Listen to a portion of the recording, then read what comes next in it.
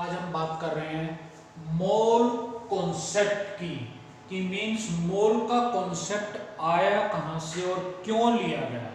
तो सबसे पहली चीज हम बात कर रहे हैं एटम की कि एक एटम का साइज इतना ज्यादा छोटा होता है कि उसका साइज मास कैलकुलेट करना बहुत ज्यादा डिफिकल्ट होता है।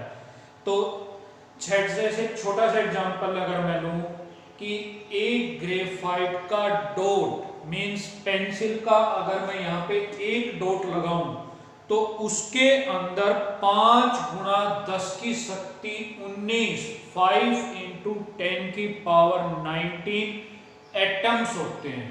तो इतने छोटे छोटे एटम्स का यूनिट, उनका वेट, उनकी कैलकुलेशंस डिफिकल्ट हो जाती है। तो साइंटिस्ट्स ने उनके अमाउंट ऑफ सब्सटेंस का माइक्रो लेवल पे या एनालिटिकल लेवल पे बहुत छोटे लेवल पे कैलकुलेशन के लिए ये कॉन्सेप्ट दिया था मोल, जिसका मीनिंग होता है लैटिन में ह्यूज पाइल, एक बड़ा ढेर।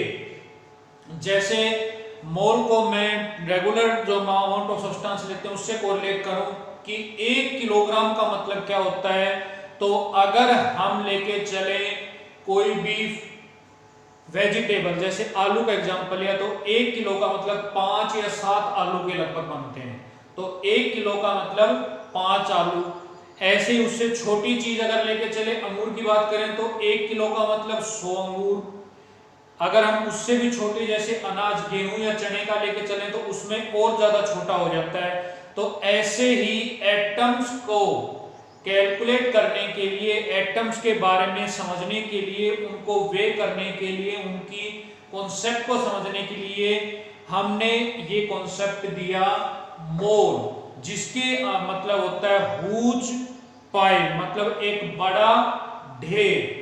तो मोल के अंदर हम बात करते हैं कि मोल की डेफिनेशन क्या होती है, उसमें कितने अमाउंट ऑफ सब्सटेंस प्रेजेंट होते हैं। तो amount of substance which contains as many entities as there are atoms in 0.012 kilogram of carbon 12।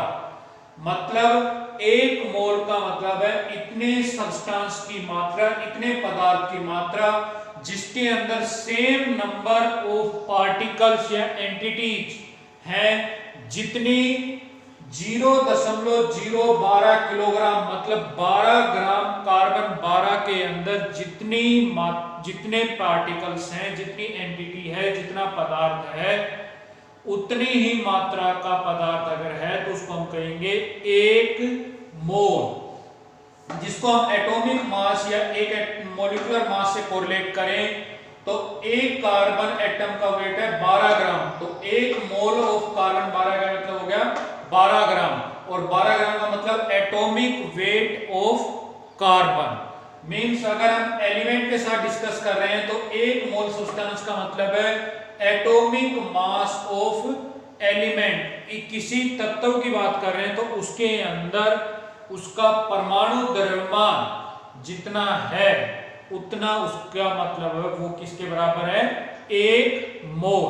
Means हम इसी को और मॉडिफाई करें तो 1 mole of a substance is defined as the amount of substance which contains equal amount to its atomic weight या which contains atomic weight amount equal to atomic weight of that element। उस element के परमाणु द्रव्यमान के बराबर जितनी मात्रा होगी उतना ही क्या होगा, उसका एक मोल। मतलब एक मोल पदार्थ किसके बराबर है, किसी तत्व की बात करें तो उसका परमाणु द्रव्यमान जितना होगा उतना ही उसके अंदर कितनी मात्रा होगी उस पदार्थ की, एक मोल। अगर हम पदार्थ की बात करते हैं तो उसके अंदर लेंगे, या कंपाउंड की बात करें तो उसके अंदर लेंगे मॉलिक्यूलर वेट, आणविक द्रव्यमान।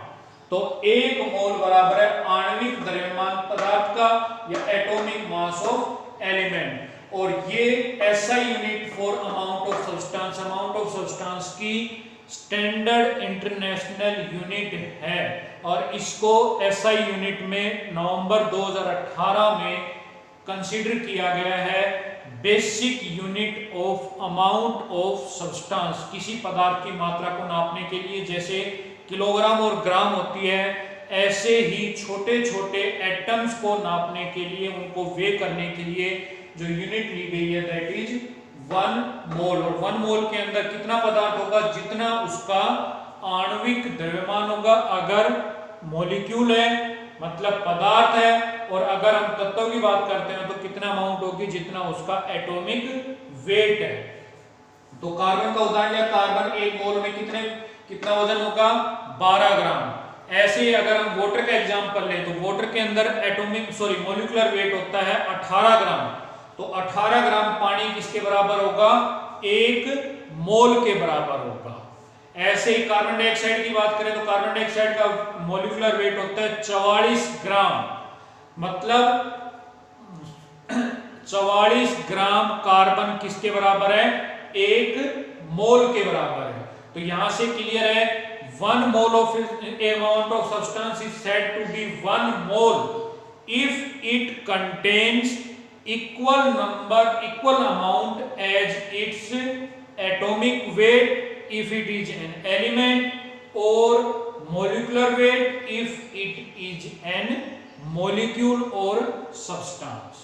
तो ये बात होगी हमारी मोल कॉन्सेप्ट की in terms of molecular mass या वेट की टर्म में मोल कॉन्सेप्ट। अब हम बात कर रहे हैं 1 मोल के अंदर पार्टिकल्स कितने होंगे। जैसे अभी मैंने बात की थी 1 किलोग्राम के अंदर कितने पार्टिकल्स होंगे, तो वो सब्सटेंस पे डिपेंड करेगा। जैसे आलू हमने लिए थे 8, केले लिए 6, अगर हम और बड़ी चीज लेके चलते हैं, छोटी चीज लेते थे अंगूर, मैंने 100 की बात की थी। तो ऐसे ही 1 मोल के अंदर कितने पार्टिकल्स होंगे, कितने कण होंगे किसी भी पदार्थ के, तो हम वही कार्बन से लेके चल रहे हैं। 1 मोल कार्बन एटम का वजन होता है 12 ग्राम, जो इसका एटॉमिक वेट है। हम यहीं से कॉन्सेप्ट लेके चल रहे हैं 1 मोल ऑफ सब्सटेंस बराबर है मॉलिक्यूलर मास ऑफ सब्सटेंस।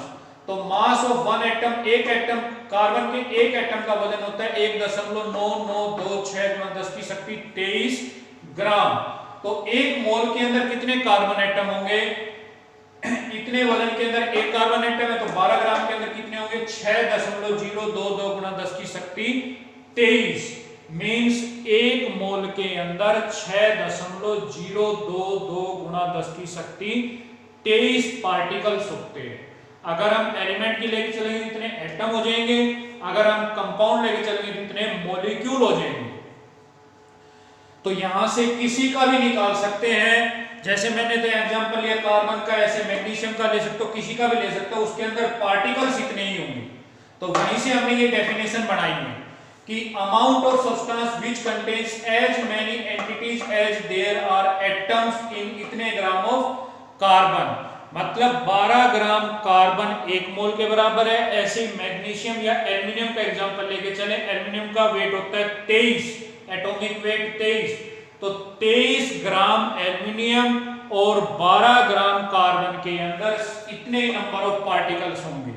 इसीलिए उनका मॉलिक्यूलर मास किसके बराबर होगा, 1 मोल उस पदार्थ के 1 मोल अमाउंट के बराबर होगा। तो यहीं से ये परिभाषा फिर रिपीट कर रहा हूं, अमाउंट ऑफ सब्सटेंस मतलब 2 चीजों के अंदर अगर इतने कण हैं तो उनका वेट या उनकी अमाउंट किसके बराबर होगी, 1 मोल के बराबर होगी। मतलब 1 मोल इतने पदार्थों का की अमाउंट होगी 1 मोल।